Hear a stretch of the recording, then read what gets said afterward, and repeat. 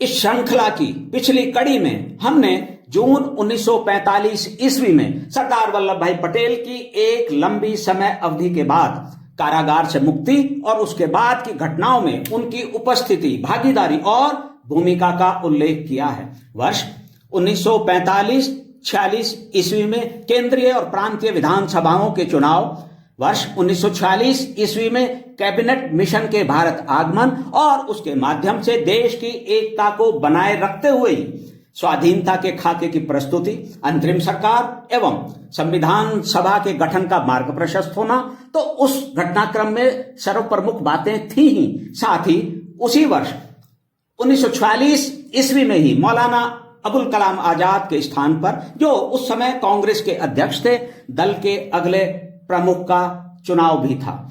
सरदार पटेल ने वर्ष 1945-46 ईस्वी में, जैसा कि हमने थोड़ा सा पहले उल्लेख भी किया है, केंद्रीय और प्रांतीय विधायिकाओं के चुनावों में कांग्रेस दल के लिए सफलता के उद्देश्य से उम्मीदवारों के चयन और धन व्यवस्था करने के साथ ही अन्य सभी व्यवस्थाएं करने में भी अग्रणी भूमिका का निर्वहन किया था।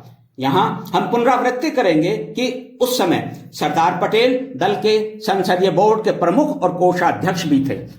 चुनावों में दल सफल हो, सरदार पटेल ने इस हेतु कारागार से अपनी मुक्ति के तुरंत बाद देश भर में अनेक सभाओं के माध्यम से एक नायक के रूप में देशवासियों का आह्वान किया था। शिवाजी पार्क, दादर, मुंबई में 24 सितंबर 1945 ईस्वी को ऐसे ही एक जन आह्वान में सरदार साहब ने कहा था, भय मुक्त हो जाइए, विजय की आशा को दिल में जीवित रखिए, हम सत्य के मार्ग पर हैं, हमारी पराजय नहीं हो सकती, आप चुनावों में अपनी शक्ति दिखाइए, देश स्वाधीन हो, यहां अपना राज्य हो, इसके लिए जनशक्ति ही निर्णायक है। निर्धारित कार्यक्रम के अनुसार चुनाव हुए। केंद्रीय विधानसभा की कुल 102 सीटों में से कांग्रेस को 57, मुस्लिम लीग को सभी 30 मुस्लिम सीटें और शेष अन्यों को प्राप्त हुई। प्रांतों की कुल 1585 सीटों में से कांग्रेस को 900 से अधिक, लीग को सभी लगभग 425 मुस्लिम सीटें और शेष अन्यों को मिली। देश के लगभग 9 करोड़ मुसलमानों में से अधिकांश ने एक प्रकार से एक पक्षीय रूप में मुस्लिम लीग का समर्थन किया था। मुसलमानों के लिए सुरक्षित सीटों पर हुए चुनावों में प्रांतों तक में भी कहीं कहीं तो 100% लीग के उम्मीदवार विजयी हुए थे।